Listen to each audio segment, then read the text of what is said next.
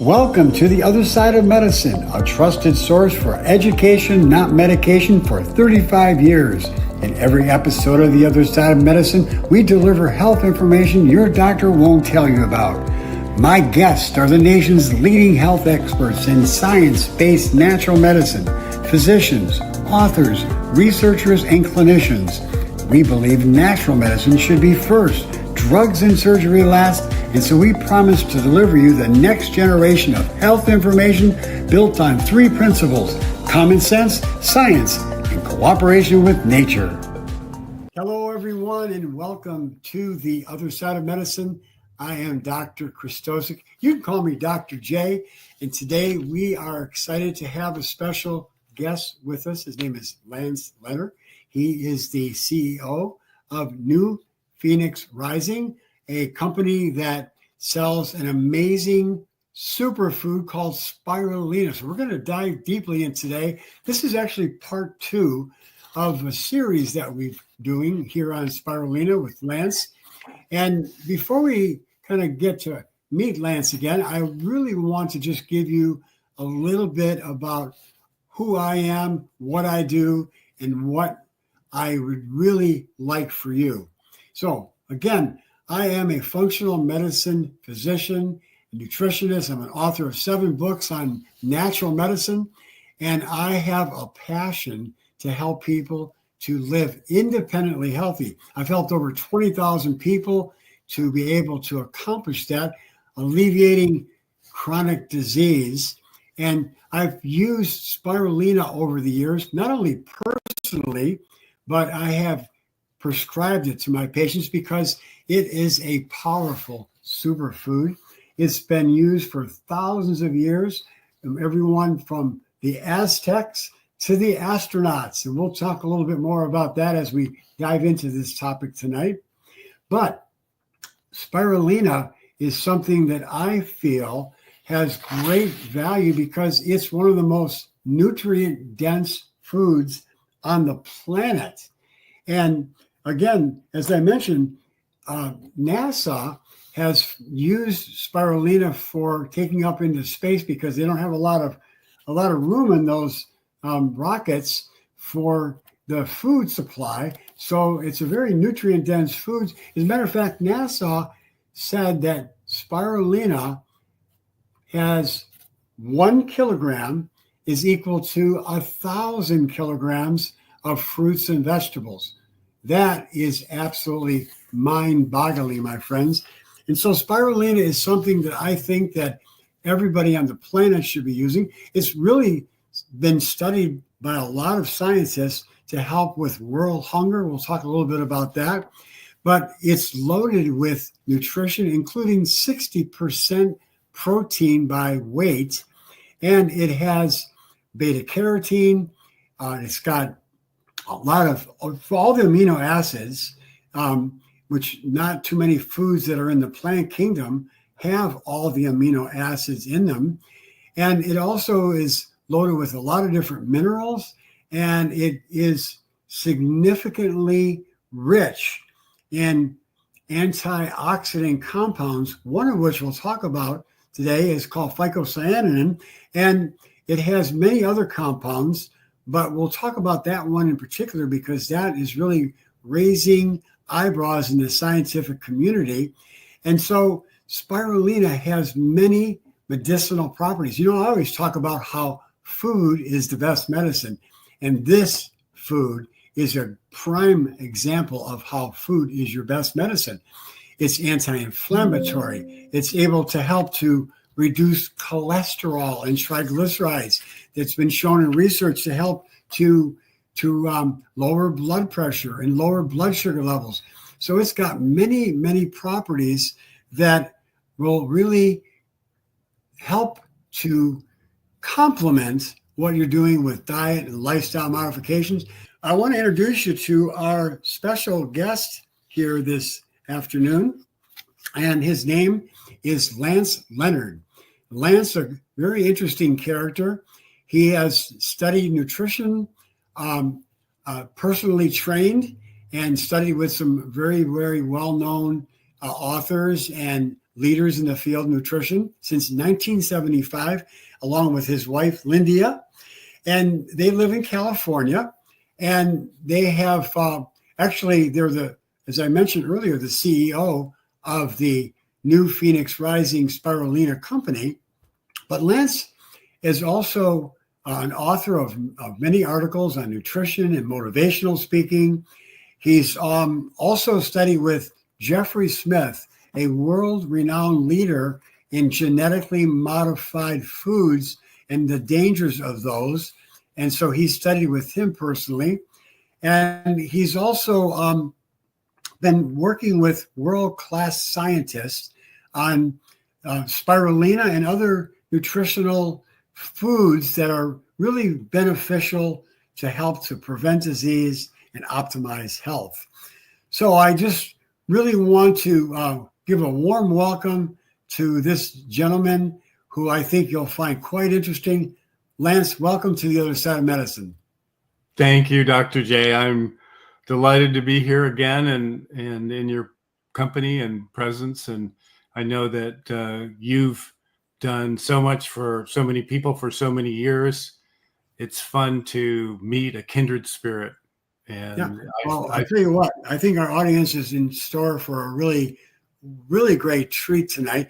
Our part one, we really dove into a lot of the benefits of spirulina. And I encourage you, if you didn't listen to part one, to go back on the internet. We'll put a link to it with this video, but you should really listen to part one too, because there's so many pearls of wisdom that Lance shared with us, as well as some of the things that I brought into the picture.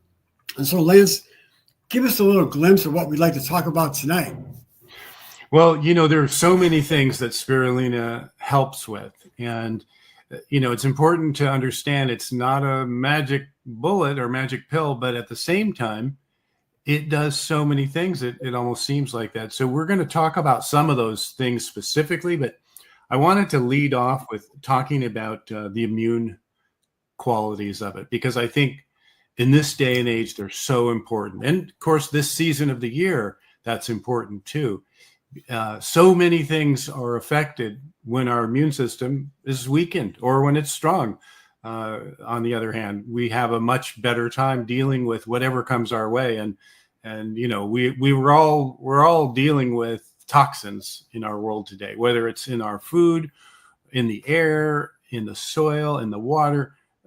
There's just so many ways. I mean, even electromagnetic pollution, there's all kinds of toxins. And so when we have a strong immune system, we can fight those things off. That's what our body naturally does. But when our immune system is weakened, either because it's not getting the right nutrients or because we're too stressed, and of course, these things can become a cycle. You can not have the right nutrients, which creates stress, and then you feel stressed, and then you have more stress, and then your stress leads to even worse outcomes, as I'm sure you know. Give us some of the salient points about how spirulina helps to boost the immune system.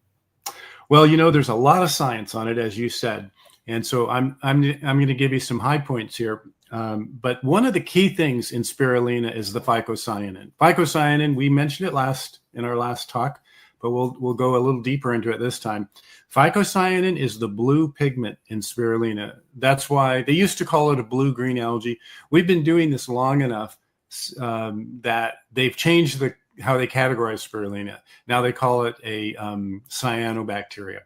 Spirulina hasn't changed, but the name is now different. But the point is that this blue pigment, which back when spirulina was first really starting to be researched, they didn't even understand that was a thing, or much less that it was important. We have a United Nations chemical analysis. They call it typical chemical analysis, meaning it's just some spirulina that they analyzed. And they don't even list phycocyanin in that listing. They list everything they thought was important. Well, nowadays, we know more, and we're becoming more and more knowledgeable all the time. People all over the world, whether it's Asia, Europe, the United States, Mexico, they're studying especially. It's not the only great thing in spirulina, but it is one of the most unique things about spirulina. And that phycocyanin is an antioxidant, which of course we know now that cell death has to do with oxidation. We know that aging is connected to oxidation. So antioxidants are very important. You might have heard people say, "Oh, eat blueberries. They're high in antioxidants." Well, that's true. There are many foods that have antioxidants. In fact, the colors that you see in the foods are an indicator of antioxidants of various kinds. Each of them do different things. The blue one, the one in spirulina, which isn't the same, is very, very powerful. And so besides being an antioxidant, it's also anti-inflammatory. So, there's a lot of ways that this works with other compounds that are already in the spirulina. But the main thing is that when it's anti-inflammatory, one of the things that's been studied is it stops the cytokine reaction that happens.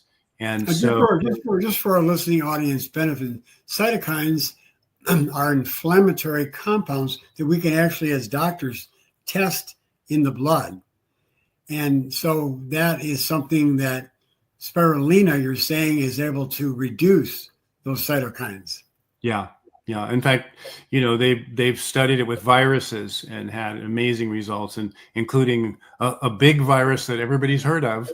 There's been some studies coming out about that too. Some amazing work that we can, if you want to link to, you can. It's public. It's on the internet. You can find. Yeah, well, let's talk about that for a minute. We won't, mention any names because, we don't want anybody to misconstrue what we're saying. But when you're talking about that particular virus, what have the scientists found? Well, the ones in Israel, that the particular study that I'm thinking of out of Israel, what they found is that it basically, the people who used the spirulina did not have, many of them had no effect at all, no negative effect from the virus. And a lot of them also had much, much reduced kinds of effects. So negative effects, that is. So it's a tremendous, tremendous thing to keep around. But I would also say that, the best way to use it is on an ongoing basis, because it's not a drug. It doesn't necessarily instantly give you those kinds of results. It has to be put in the body on a regular basis. And so we really advocate ongoing use. But something so simple with no side effects that has many other benefits is hard to come by these days. I mean, we're talking about something that has multiple benefits. So yeah, it does that. It stops that cytokine production, but also because of the anti-inflammatory nature, they've studied it with arthritis and found amazing results with arthritis in animals, of course. Technically we're not allowed to say, well, it worked in an animal, so therefore it works in humans. But we've seen results. Anything related to inflammation seems to be improved with the addition of spirulina. What kind of results each person gets, of course, are different. But the fact is, it's a good thing for reducing inflammation. And we all know that most disease has a component of inflammation, if not the root. Inflammation is the underlying root cause of almost all chronic disease. And that's something that doctors from all across the board, conventional, functional medicine doctors, all the natural world, scientists, researchers conclude that is one of the biggest factors, underlying root causes of chronic disease is inflammation. So if we can reduce inflammation, anything we can find to help that, it's wise to include that, like spirulina. Absolutely. And that's also been found to be great for diabetes because of the blood sugar regulation. And one of the things I want to point out before we leave the immune topic, and there's more we could say about that too, about the phycocyanin, but it's not an immune stimulant in the classic sense, like a drug might stimulate your immune system into action. It's more of a balancing agent. In other words, we've seen people who have immune systems that are, you could say out of control, meaning like a person who has an autoimmune condition. actually benefit from the modulation that happens by taking spirulina. And I know there's some people who've recommended, oh, don't take spirulina because they're, afraid that it might make their condition worse. But we know many, many people who it's made better. Now, of course, that may not be true all across the board. So I would say, first, that we're not prescribing. I'm not prescribing. I'm not a medical doctor. But I would also say, try it and see. Your body will tell you if it's doing you good. If it's not, sure. I could just tell you from personal experience with my patients with autoimmune diseases that I've never had one who's had any complications by taking spirulina on a regular basis with their autoimmune disease. As a matter of fact, it's really helped to improve their energy and strengthen their immune system and be able to help digestion and a lot of other things. And I think the reason why people who have autoimmune diseases and they are not able to take things like spirulina is because they are not really taking care of their health properly. They're eating the wrong foods. Their immune system is weak. It's actually overreacting with the autoimmune. And so they actually end up having complications sometimes because they're not eating the right foods, they're not living a healthy lifestyle. I think that's part of the problem. Sure. And then when you throw in like if prescription meds, then it gets even more complicated. And again, I don't mean to say this to say, oh, no, don't take spirulina, because I'm a big proponent of it. I've been taking it since 1981 daily. And but one thing I've seen is that, and this is borne out by studies too. There are studies that show, for example, that spirulina, sometimes people have, they get drug resistant, like with antibiotics. That's a big issue, as you know, Dr. J. And sometimes people get into a situation where they, they don't respond well to, say, an antibiotic. And there are studies that we know of. Again, we can link to them if you like.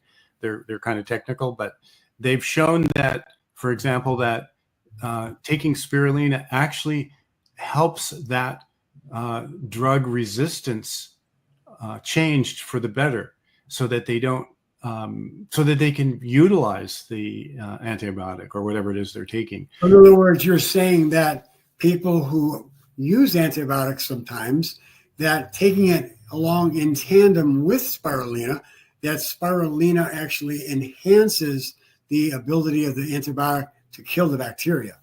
Right, which is amazing to me. I mean, I don't know of anything else that does that. There's very, very few situations where people are taking drugs and spirulina isn't going to be a good addition. One of the few is when people are, on chemotherapy.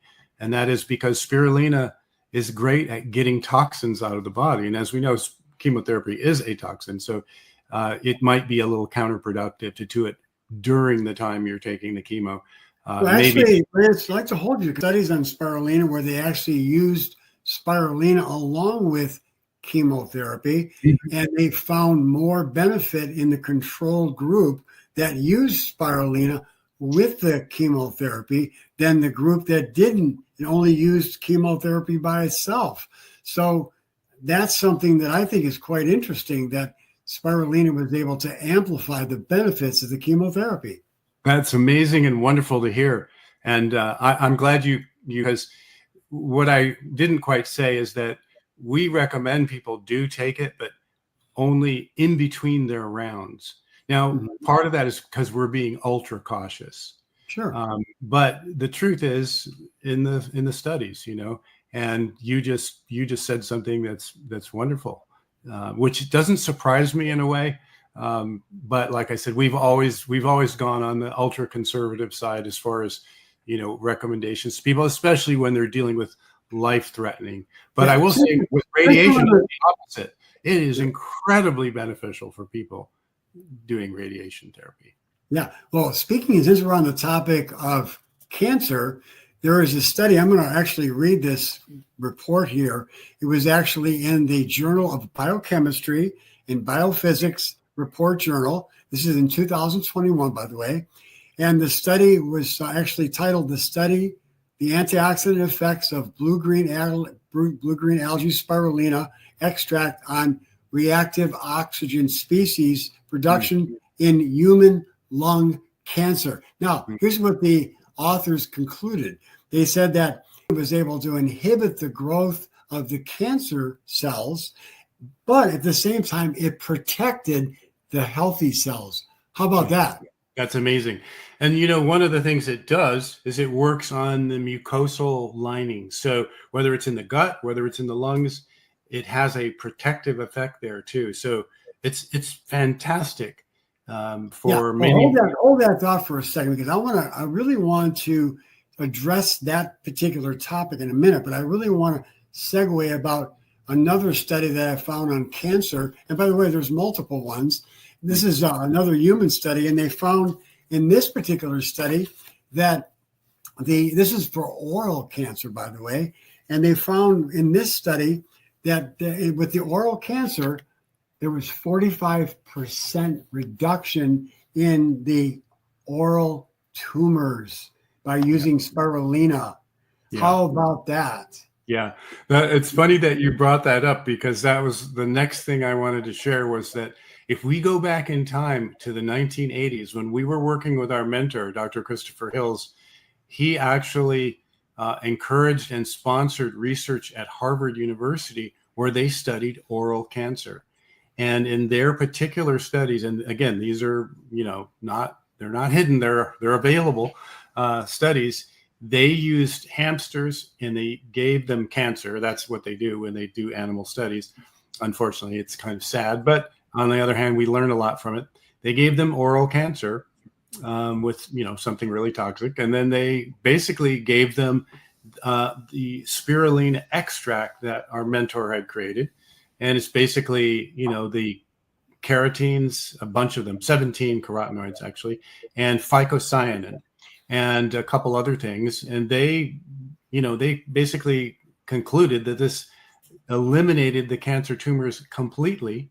And it also prevented new ones from forming in the ones that they were, working that way too. So, and I mean, to me, that's just unbelievably positive. And so we've known a little bit about this for a long time. And now, since that time, from the 1980s until now, there have been multiple studies in many different countries concluding the same thing. And yours is another one. Let me also make another point here, Lance. I recently had a dentist that uses natural approach to dentistry, and she uses a system out of Europe. And she actually was talking about gingivitis, which is the oral microbiome gets disrupted and you get inflammation inside of the gums of the teeth, and you end up with bleeding because of the bacteria breaking down the gums. And spirulina has been shown to be very effective with gingivitis. And from the perspective of the oral microbiome, the bacteria in the mouth, it's the spirulina that's, I believe, transforming the bacteria and feeding the healthy bacteria and getting rid of the bad bacteria. But gingivitis is something that millions of Americans have had at one time in their life. And it's really something that should be done. And you could actually make a mouthwash out of the spirulina and gargle with it. And actually, there's some companies, I believe, that are considering doing that. That's wonderful. That's great to hear. That's not a study I've seen. Again, it doesn't surprise me, but that's so great to hear. Mm-hmm. Yeah, I'm happy to hear that. And I know that for me, another thing we could say about all of this stuff, immune system, antiviral, antioxidant, anti-inflammatory, all of this contributes to us not just getting sick, on a regular basis.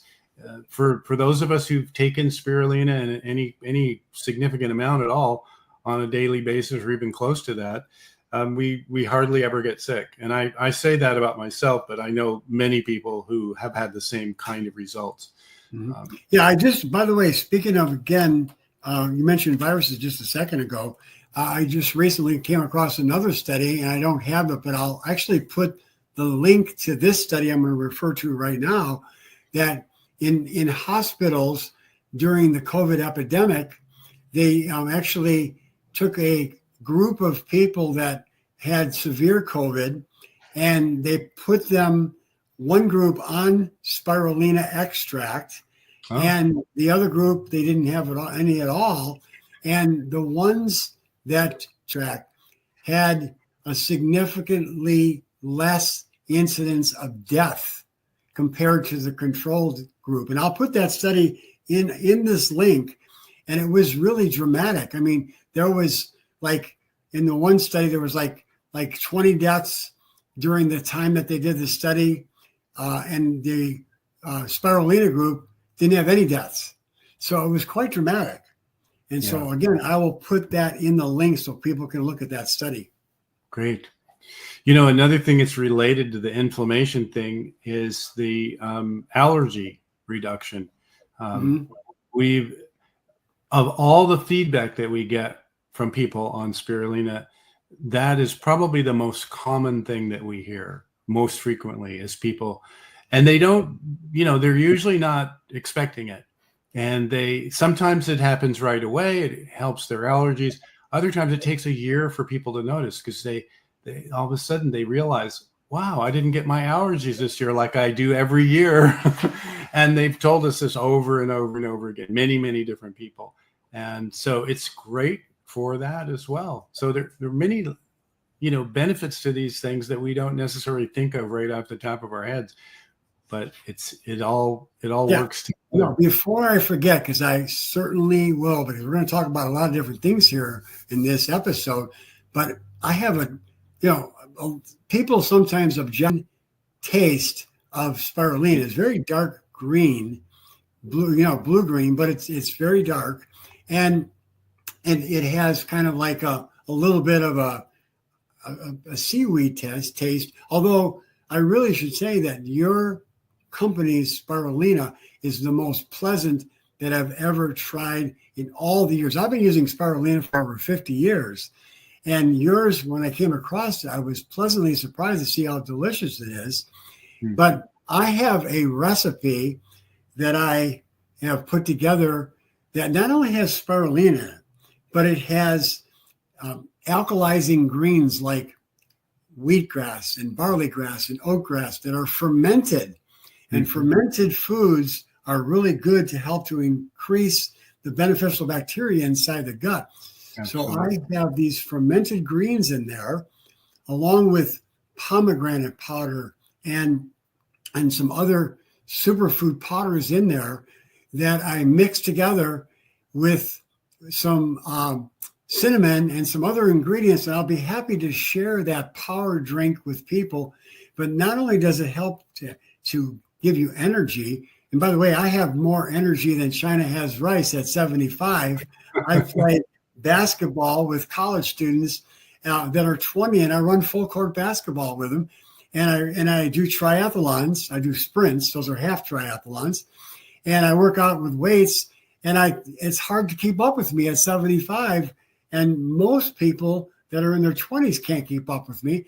And I believe that one of those things that really helps is the spirulina powerhouse drink that I've given it to multiple people, and they have told me over and over again, as soon as I start using it, I just have tremendous amount of energy, better digestion, better bowel movements. And when I stop using it, I see the difference. So I'll share that in the link as well. Great. I'm looking forward to trying it myself. It sounds wonderful. Yeah. So going back to the people with sinusitis and allergies, talk about some of the research and some of the findings that people have experienced with using spirulina. Well, it's kind of similar to what we talked about before, the cytokine reduction and a few other things that are reduced that are normally associated with inflammation. And of course, many things that we call different diseases like arthritis are really immune related conditions. And so if we can modulate the immune system, if we can get ourselves out of the constant state of inflammation, that alone is probably going to do more good for us than almost anything we can do. And that's one of the things that spirulina does. It's certainly, there are things in it that make a difference between like one spirulina versus another. Like the phycocyanin level is something we like to talk about a lot, because no other company that we know of, they might talk about phycocyanin now. It's becoming popular to talk about it because they're realizing that it's important. But we've never seen any company that comes close to what we offer, which is minimum 20% phycocyanin content. And we don't put any spirulina out to market that has any less than that. So when you buy New Phoenix Rising Biolumina Spirulina, we call it, you're getting minimum 20% phycocyanin, and we've seen it go as high as just under 25%, which, there are lots of spirulina gurus out there on the internet who don't even know that's possible, much less where to get it. So that's one of the reasons why it tastes better. You notice that too. Many people say, "Oh gosh, this smells much better than other spirulina I've taken," and there are reasons for that too that are different. Well, speaking of which, I also want to talk about the texture and the ability to mix it. I know over the years when I've used spirulina, I've often found that when you mix it with water or any juice or anything, it clumps. Mm-hmm. And with this new Phoenix Rising Spirulina, it doesn't clump, and it just mixes up very well. And I truly believe, and I've actually seen some companies that put things like rice to cut the spirulina so that they can extend the quantity of the spirulina. And that, I believe, is the reason why it clumps, because there's things like rice in it. And this doesn't clump at all. And that is a very pleasant thing to be able to, when you're drinking it, you don't get it stuck to your teeth, and it doesn't really, have that grittiness to it. So it's really delicious, and it's smooth, and it does make a big difference, by the way. That's a really good point. And I'll tell a quick little story, which was way back when our mentor first launched the company that we became a part of back in we joined it in 1981. It launched at the end of 79. But at that time, there were only 2 companies marketing spirulina in the US. And what happened was, within a few months of the launch of that company that we were associated with, the National Enquirer, I don't know if you remember that magazine, they did an article and they called spirulina a safe diet pill. There was a big headline, right on the front. We have an original copy of it. That article just made people go crazy about spirulina. And the company that we were associated with, in their first 8 months of business, they sold $80 million worth of spirulina. It was amazing. But what happened was, all these other people said, "Oh my goodness, we need to get in on this." Within 6 months, there were, I don't remember the total number of companies, but I know it was like 50 or more companies in business selling it. And our mentor, Christopher Hills, was a bit disgusted with this, because he knew that he understood the world limited at that point. So he knew something was fishy going on there. So he had I think 40 different brands analyzed at an FDA approved lab in Los Angeles. Shankman Labs was the name of the company, of the laboratory. And they found that a very high percentage, like 80% of them, had no spirulina detected. All of these products said 100% spirulina. And the other 20%, they had varying degree levels of spirulina mixed with other ingredients. And of course, Christopher took this to the FDA and said, "Hey, look at this. What are you going to do about this?" And they said, "Well, nobody's died yet, so we're not going to do anything about it." Hopefully our FDA is going to get a little better. Oh yeah, this is an exciting time with RF Kennedy coming on board and really making some big changes. But we'll talk a little bit that maybe later. But I want to talk about the way that you guys at your company produce this, and let's talk a little bit about that, because the heat and the sunlight is all so important. Talk a little bit about that whole milieu. Thank you. Yeah, that's a really important point. spirulina is a bunch of pigments. It has many things in it, but pigments are super important. Phycocyanin is one, chlorella is another, beta carotene. There are numerous pigments in there, but it's the light, the sunlight, the interaction with the sunlight and the chemicals that create these various pigments. And one of the ones that we focus on a lot, as we said before, is phycocyanin, because it has so much potential for so much healing, including things we haven't mentioned yet. But we know this. We've known this for a long time. So we, like I said before, we market a high level of phycocyanin. Now, the spirulina there are only so many spirulina farms in the world, and we're aware of almost all of them. There may be one or two that we haven't heard about yet, the small ones. But there are farms in Asia, in Africa, in the US. But most of these farms, spirulina grows best in a warmer climate. Most of the farms are in tropical areas. Now, one of the secrets to growing high phycocyanin spirulina is the heat. It's not the only thing, but it's a prerequisite. You've got to have enough heat in order to grow those levels of phycocyanin. So where we grow ours in the desert, in a very remote, pristine area in Southern California, but way east of San Diego, way out in the desert, it regularly in the summertime gets to be air temperature 110 to 130 degrees. Wow. I mean, this is really hot. And you might think, oh my gosh, what would grow there? Well, spirulina loves it. In fact, that's one of the beauties of it. You're not using farmland that could be used for something else, pretty much. I mean, yeah, you could grow some cactus or something, but spirulina grows almost where nothing else will grow. And that's one of the beauties of it, is that it's not only good for people, but it's actually good for the environment too. We can talk a little bit about that and the hunger thing too. But back to the phycocyanin, you've got to have the heat to get the higher level. So most companies don't talk about it too much. They say it's got phycocyanin in it, it's a great thing. Well, that's true. But when you're talking about levels 5%, 6%, even 10%, there's nothing wrong with that. That doesn't mean the spirulina is bad. It's just not premium. It's not 20 to 25%.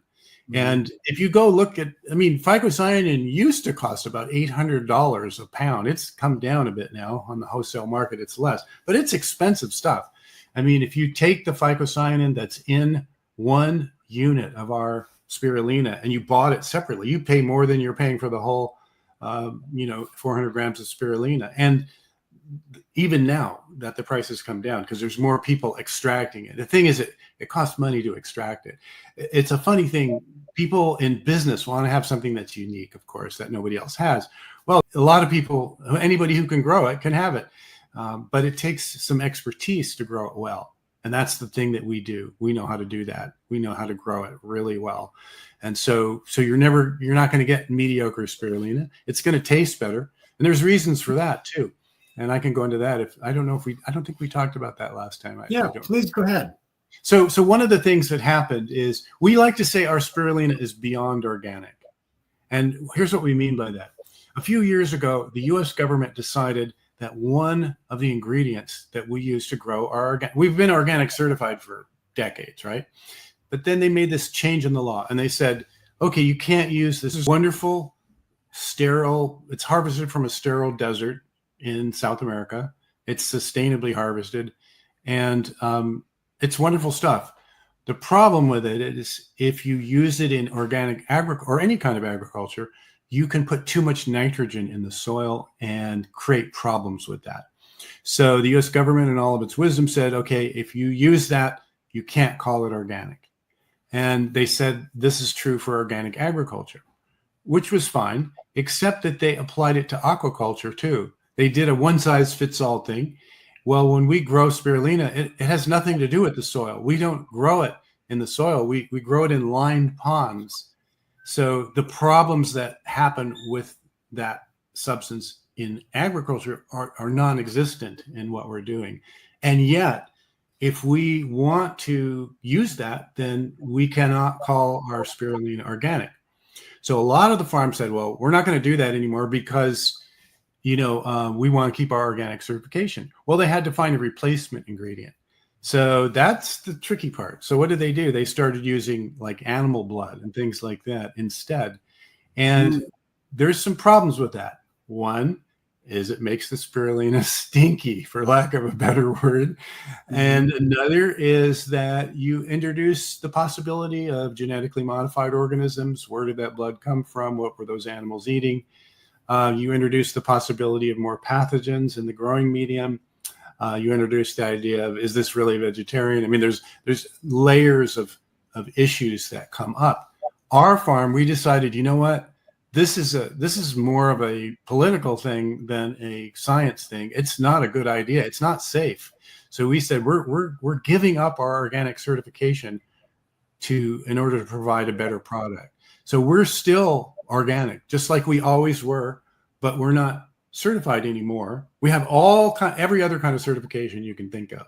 Okay, well, I've got a question though, because you're just talking about this Chilean nitrogen, which you has said is very beneficial. Yeah. But that concerns me if you're just focusing on the nitrogen and you're missing, a whole food complex to feed the soil, to feed the medium, to feed the water. Right. What are you doing to be able to make sure it's balanced? Oh, absolutely. Good question. Yeah, there's many different nutrients that are in the water. First of all, the water is triple filtered before it even starts. Are you supplementing it with nitrogen and something else is what I want to know. Yes, there are other things put into the water, minerals, other things like that. And the other thing to know is that the water itself has to be extremely alkaline.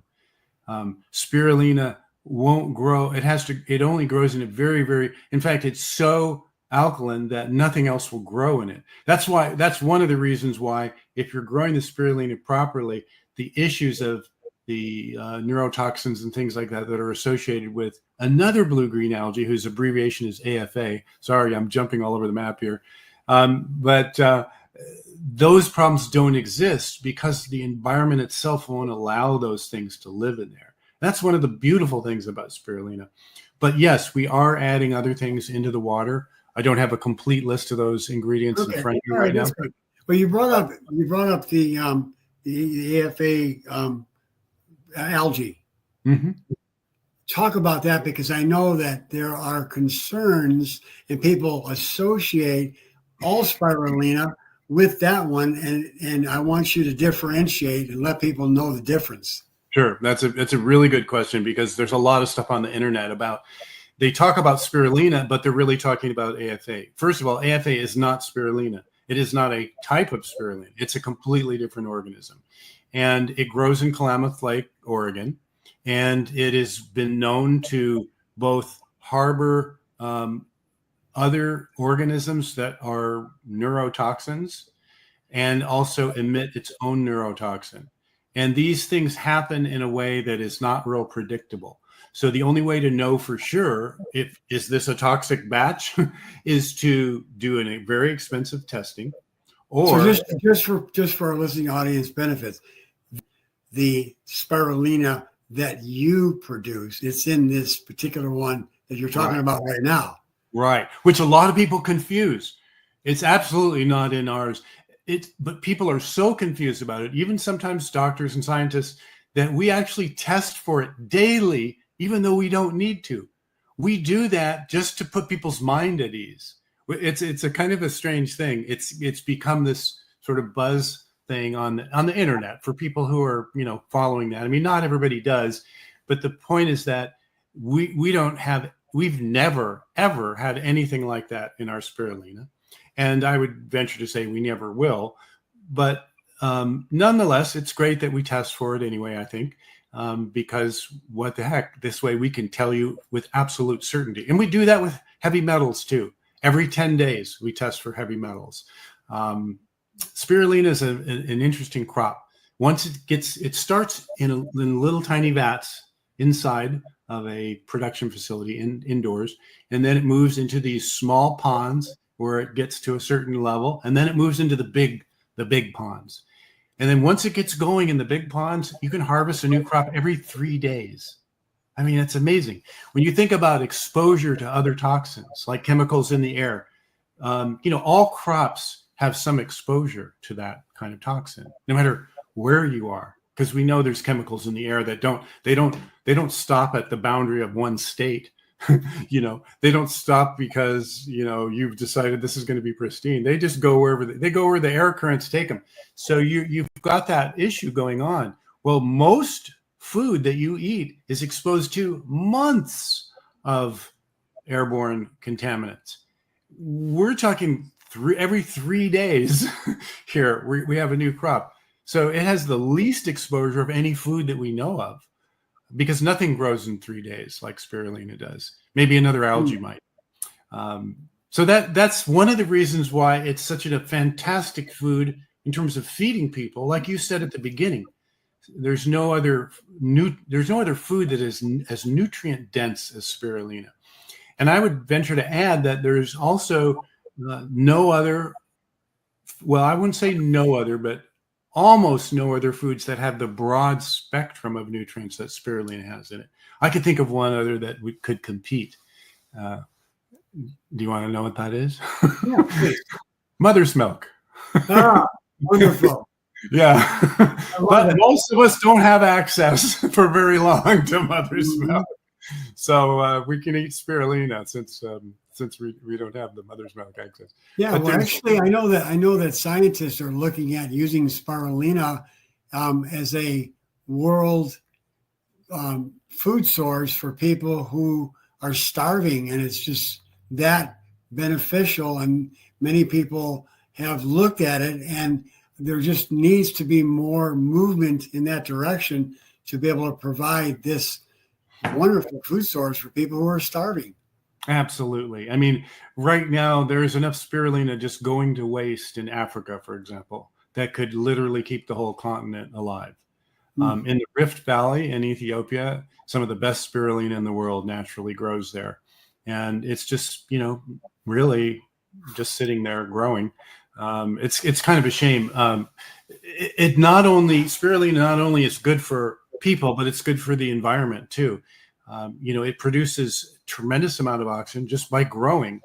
It uses less water per pound of protein than any other protein source, much less than like animals, even ones that are raised responsibly, much less than crops like soybeans. I mean, it's very efficient. You think, well, it's growing in water, it must use a lot of water. Well, actually, it uses less water than you use in just about any other crop.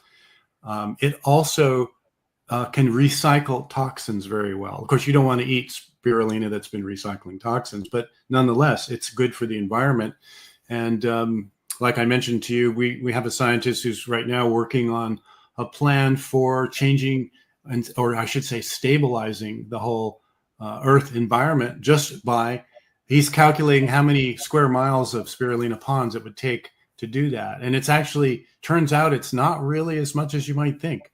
It's about the size of a small country, but it would be spread all over the world. And the cost of doing it is like nothing compared to some of the other things that have been proposed. So there's so many things with spirulina. It's amazing. Yeah, we should talk about more health benefits. I want to shift back to the health benefits, and I want to talk about, we talked about the blue-green algae that some people are actually buying. Unfortunately, that is AFA, and it's not the brand that you sell at all. But this, and then by the way, that brand, as we said, is neurotoxic. But the spirulina that you grow has neuroprotective properties. Talk about that. Thank you.